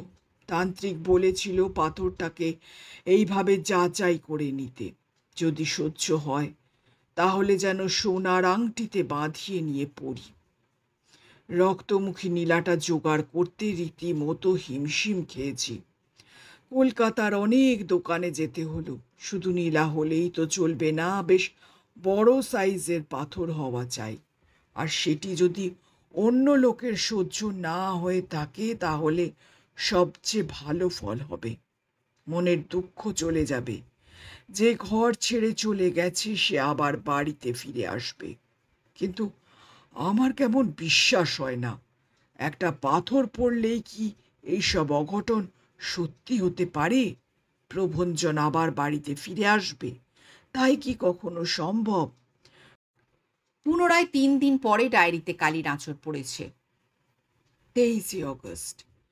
পরাশর জুয়েলার্সের মালিক ঠিকই বলেছিলেন, পাথরটা সাংঘাতিক, অনেকের সহ্য হয়নি, কারো বা সর্বনাশ করেছে। এক ভদ্রলোক নীলাটা ধারণ করবার পরই তার ডান হাতটা পঙ্গু হয়ে যায়, আর কোনোদিন সে হাত তুলতে পারেনি। অন্য এক ভদ্রলোক নীলাটা নিয়ে গিয়েছিলেন। তিনি থাকতেন দার্জিলিংয়ের কাছে। একদিন ঘোড়ায় চেপে যাবার সময় সামনে একটা ছোট নালা পড়ে। অনায়াসে সেই ছোট নালা ডিঙিয়ে যাবার কথা, কিন্তু ঘোড়াটা পা হড়কে পড়ে গেল, সেই সঙ্গে তিনিও। যে হাতে আংটি পরেছিলেন সেই হাতটা গেল ভেঙে। আশ্চর্য, আর কোনো দিন সে হাত ঠিক হলো না, চিরকাল অকেজো হয়ে রইল। এত সব কথা মনে হচ্ছে নানা কারণে। পরশুর আগের দিন রাতে এবং গতকালও আমি ভয়ঙ্কর স্বপ্ন দেখেছি। অন্য কেউ হলে নিশ্চয়ই খুব ভয় পেত। অবশ্য আমিও ভয় পেয়েছি, কিন্তু তাই বলে পিছু হটব না, শেষ পর্যন্ত দেখব। প্রথম রাত্রিরের কথাই বলি। কত রাত আমার ঠিক মনে নেই। বিছানায় শুয়ে আমি স্বপ্ন দেখছিলাম। মনে হলো এক ভীষণ দর্শন ঘোর নীল বর্ণ পুরুষ আমার সামনে দাঁড়িয়ে, মুখের দিকে এক দৃষ্টে সে চেয়ে আছে। আমি বললাম, কে তুমি, কি চাও? সে গম্ভীর গলায় বলল, তোর গলাটা কেটে ফেল, এই নে খুর।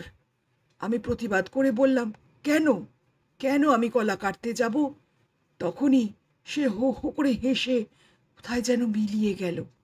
ভয়ে দুশ্চিন্তায় আমার গলা পর্যন্ত শুকিয়ে কাঠ। সেই মুহূর্তেই আমার ঘুম ভেঙে গেল। বিছানায় উঠে দেখি কল কল করে ঘেমেছি, চাদরটা ভিজে জবজবে। ফের কাল রাত্রিরেও একই স্বপ্ন দেখলাম। সেই ভয়ঙ্কর নীলবর্ণ পুরুষ আমার সামনে দাঁড়িয়ে। চোখাচোখি হতেই সে বলল, এখনো গলা কাটিসনি? আয়, আমি ওটা কেটে দিচ্ছি। এই বলে সে ধারালো চকচকে একটা খুর হাতে আমার দিকে এগিয়ে এলো। আমি একটা আর্তনাদ করে জেগে উঠলাম। তাকিয়ে দেখি ভয়ে অবসাদে আমি আগের মতোই ঘেমে নিয়ে উঠেছি। রাজীব পাশে দাঁড়িয়ে ফিসফিস করে বলল, পরের পাতাটাও একটু দেখো সুব্রত, এই কথাগুলিও বিশেষ অর্থবহ মনে হয়। সুব্রত ফের পাতা উল্টে পড়া শুরু করলো। 24শে অগস্ট। তান্ত্রিক সাধুর কথা কি সত্যি হবে? খুব আশ্চর্য হচ্ছি। কালই সে চিঠি লিখেছে, কিন্তু এখন আমার কি কর্তব্য? আমি যে অন্যভাবে অনেক দূর এগিয়ে এসেছি। অবশ্য সবই এখনো পাল্টানো যায়, সবই করা সম্ভব। রাজীবের দিকে তাকিয়ে সুব্রত বলল, মনে হচ্ছে ভদ্রলোকের একটা মানসিক রোগটোগ হয়েছিল, নইলে এমন উদ্ভট সব স্বপ্ন দেখতেন কেন? শেষ পর্যন্ত বোধহয় ওর মনে বদ্ধমূল ধারণা হয়ে গিয়েছিল যে ওকে খুর দিয়ে গলা কাটতেই হবে। ব্যাপারটা একজন সাইকোলজিস্টের সঙ্গে আলোচনা করার দরকার ছিল রাজীবদা।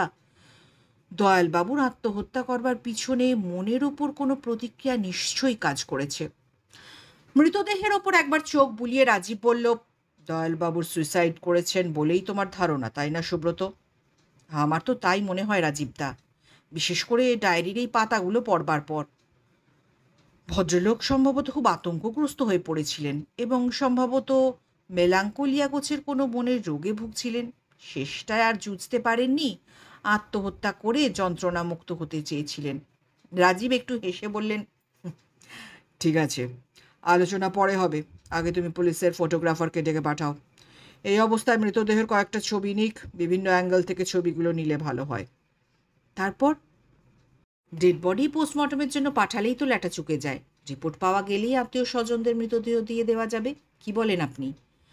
রাজীব আগের মতোই হাসল, বলল, তা ঠিক, তবে শুধু পোস্টমর্টম করলেই হবে না, ফরেন্সিক ল্যাবরেটরিতে ভিজারা পাঠাতে হবে, সেটাও পরীক্ষা করা দরকার। আর তারপর সে ইচ্ছে করেই কথাটা অসমাপ্ত রাখল। আবার তারপর কি? সুব্রত একটু অবাক হয়ে শুধল, তারপরই তো আসল কাজ, তদন্ত শুরু করতে হবে না? সুব্রত বিস্মিত হয়েছে মনে হলো। সে একটু ধীরে ধীরে বলল, আবার তদন্ত কিসের রাজীবদা? বাবু সুইসাইড করেছেন। মৃতদেহ দিয়ে তাকিয়ে দেখুন, কোনো ধস্তাধস্তির চিহ্ন পর্যন্ত নেই। নিজের গলা কেটে ভদ্রলোক যেন নিশ্চিন্তে ঘুমোচ্ছেন। এতে তদন্ত করবার কি আছে? রাজীব দৃঢ়কণ্ঠে বলল, তুমি ভুল করেছো সুব্রত, ওটা সুইসাইডের কেস নয়। It is a case of culpable homicide amounting to murder. Subrata একটু জোরেই বলে উঠল, মার্ডার? কি বলছেন রাজীবদা? ঠিকই বলছি, আমার যুক্তিগুলো শোনো। প্রথমত, খুঁটটা রয়েছে ডান হাতে।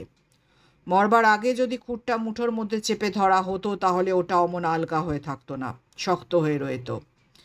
এর থেকেই মনে হয় যে খুনি তার কাজ সেরে খুঁটটা দয়ালবাবুর ডান হাতের মুঠোর মধ্যে গুঁজে দিয়ে গেছে। আমার দ্বিতীয় যুক্তি হলো, ডান হাতে খুঁট ধরে কেউ যদি গলা কাটতে যায় তাহলে ক্ষতটা গলার বাঁ দিক থেকে শুরু হয়ে ক্রমে বাঁকাভাবে ডান দিকে নেমে আসবে। কিন্তু এই কেসে ঠিক উল্টোটাই দেখবে, ক্ষতের মুখ গলার ডান দিকে, খুব একটা বাঁকাভাবে নয়, বরং একটু এড়োভাবেই তা ক্রমে বাঁ দিকে গেছে। সুইসাইডের কেসে ক্ষত কখনোই এড়ো হয় না, হতে পারে না, উপর দিক থেকে তার নিচের দিকে নেমে আসবেই। তৃতীয় কারণ, ক্ষতের দুদিকেই গভীরতা কম বেশি একই। আত্মহত্যার কেস হলে কখনোই এমন হয় না। নিজের হাতে যে গলায় খুর ধরিয়ে বসিয়ে দেয়, উত্তেজনার ঝোঁকে সে প্রথমেই একটা ক্ষতের সৃষ্টি করে। কিন্তু রক্ত মাংসের দেহে উত্তেজনার চেয়ে যন্ত্রণা অনেক পরাক্রমশালী। ফলে যন্ত্রণায় কাতর হয়ে উঠলেই তার হাত অবশ হয়ে আসে, খুরটা আর গভীরে প্রবেশ করে না। সব শেষে রাজীব বলল, আর একটা কথাও মনে রাখতে হবে, আত্মহত্যা করতে গিয়ে এমন গভীরভাবে দুটো ক্ষত সৃষ্টি করা অসম্ভব। কোর্টের বিচারেও তা স্বীকৃত হয়েছে। কম বেশি সমান গভীর দুটো বড় বড় কাটার দাগ একমাত্র খুনির পক্ষেই সম্ভব। নিজের গলায় তা করা যায় না, আত্মহত্যার ইচ্ছে যত প্রবলই থাকুক। সুব্রত একটু চিন্তিত ভাববে বলল, তাহলে খুনি কে রাজীবদা? দয়ালবাবুকে সে খুন করলই বা কেন? দুটোই আমাদের সামনে প্রশ্ন হয়ে ঝুলছে সুব্রত, এবং উত্তর বা সমাধান করাই এখন আমাদের কাজ। একটু থেমে রাজীব ফের বলল, চলো, আর দেরি করে লাভ নেই, তুমি অন্য কাজগুলো সেরে ফেলো, আমি এবার জিজ্ঞাসাবাদ শুরু করি। ঘর থেকে বেরিয়েই রাজীব মণিরঞ্জনকে শুধুলো, এ বাড়িতে আপনারা কে কে আছেন? সবাইকে আমার সামনে ডেকে পাঠান। সবাই মানে যারা এখানেই থাকেন? রাজীব মাথা নাড়ল, বলল, গতকাল যারা এই বাড়িতে থেকেছেন রাত্রে, তাদের সবাইকে আমার প্রয়োজন। মেয়ে পুরুষ সকলকেই দরকার। তবে কেউ যদি গতকাল বা 2-4 দিনের মধ্যে বাড়ি ছেড়ে চলে গিয়ে থাকেন, তাহলে তার নামটাও চাই। প্রয়োজন মনে করলে তার সঙ্গে আমরা পরে দেখা করব। তেমন কেউ নেই, মণিরঞ্জন স্পষ্ট বলল। কেউ চলে যায়নি, বরং কাল 2জন এসেছে। তাই নাকি? রাজীব কৌতূহলী হয়েছে মনে হলো। কে কে এসেছে বলুন তো, তারা কারা? মণিরঞ্জন একটু চিন্তা না করেই জবাব দিল, একজন তো দিলীপ, তার কথা আপনাকে আগেই বলেছি। সন্ধ্যের একটু আগেই সে এলো, রাত্রিরেও থাকতে চায়নি, কর্তার সঙ্গে কী সব কথা কাটাকাটি, তারপরেই চলে যাচ্ছিল। শেষে সারদাই ওকে বুঝিয়ে সুঝিয়ে রেখে দেয়। এই অঘটন না হলে আজ সকালে উঠেই ও চলে যেত। আর একজন তাহলে কে? সে কখন এসেছিল? মণিরঞ্জন বলল, তার নাম হরকান্ত, হরকান্ত বিশ্বাস, মামার ব্যবসার পার্টনার। অবশ্য নামেই অংশীদার, কারবারে তেমন টাকা কড়ি ফেলেনি। কাল রাত 10টার সময় আসানসোল থেকে এসেছিল, মামাই ডেকে পাঠিয়েছিলেন। রাত দুপুরে মামার সঙ্গে তার ধুন্ধুমার ঝগড়া, রেগে মেগে এসে ঘরের দরজায় খিল দিয়ে সেই যে শুয়ে পড়ল, এখনো ওঠেনি। রাজীবের কপালে কয়েকটা চিন্তার রেখা পড়ল, ছোট ছোট কোচকানো রেখা। সেগুলি ললাটে বেয়ে উঠে ফের মিলিয়ে গেল। সহজভাবে সে বলল, কই, সবাইকে ডেকে পাঠান তাহলে। চাকর বাকর কাউকে বাদ দেবেন না। এক এক করে সবাই সামনে এসে দাঁড়ালো। প্রথমে সমিতা, তারপর সারদা এবং সব শেষে দিলীপ। 2জন চাকর, একজন ঝি এবং রান্নাঘরের ঠাকুরও এলো। নিরঞ্জন আগেই এসেছে, এলো না শুধু হরকান্ত, সে অনুপস্থিত রইল। রাজীব অবাক হয়ে শুধল, হরকান্তবাবু কোথায়? তিনি এলেন না কেন? বুড়ো চাকর পরমেশ্বর বলল, আগে আমি তাকে ডাকতে গিয়েছিনু, এই দরজা এখনো বন্ধ, ঘুম থেকে ওঠেননি বলে মনে হচ্ছে। মণিরঞ্জনের দিকে তাকিয়ে রাজীব বলল, ঘুমোলে তো আর চলবে না, যান আপনি, হরকান্তবাবুকে ডেকে নিয়ে আসুন। বলুন বাড়িতে একটা খুন হয়েছে, তদন্তের জন্য পুলিশ এসেছে। মণিরঞ্জন তখনই দৌড়ল এবং 2-3 মিনিট পরেই হাঁপাতে হাঁপাতে ফিরল। রাজীব প্রশ্ন করল, কই মশাই, হরকান্তবাবু কোথায়? মণিরঞ্জন শুকনো মুখ নিয়ে দাঁড়ালো, বলল, হরকান্ত নেই, দরজা স্রেফ ভেজানো ছিল, জোরের ঠেলতেই খুলে গেল। ঘরের মধ্যে তার সুটকেসটাও নেই, মনে হয় সে পালিয়েছে। শেষ হলো আমাদের আজকের গল্প অন্তরে আঁধারের প্রথম পর্ব। গল্পটা ভালো লাগলে ভিডিওটাতে অবশ্যই একটা লাইক দেবেন। আর যারা আমার চ্যানেলে নতুন, তাদেরকে অনুরোধ করব আমার চ্যানেলটা ভিজিট করার জন্য। আমি আমার চ্যানেলে এই ধরনের গোয়েন্দা গল্প নিয়ে আসি। আপনাদের চ্যানেলটা ভালো লাগলে প্লিজ আমার চ্যানেলটাকে সাবস্ক্রাইব করে পাশের বেল আইকনটা প্রেস করে দেবেন নতুন গল্পের আপডেট পাওয়ার জন্য। আর আজকের এই গল্পটির পরবর্তী অংশ নিয়ে আমি দেবারতী খুব তাড়াতাড়ি আবার হাজির হব। ততদিন আপনারা ভালো থাকুন, সুস্থ থাকুন এবং শুনতে থাকুন অডিও স্টোরি স্টেশন। দেখা হচ্ছে খুব শীঘ্রই। টাটা।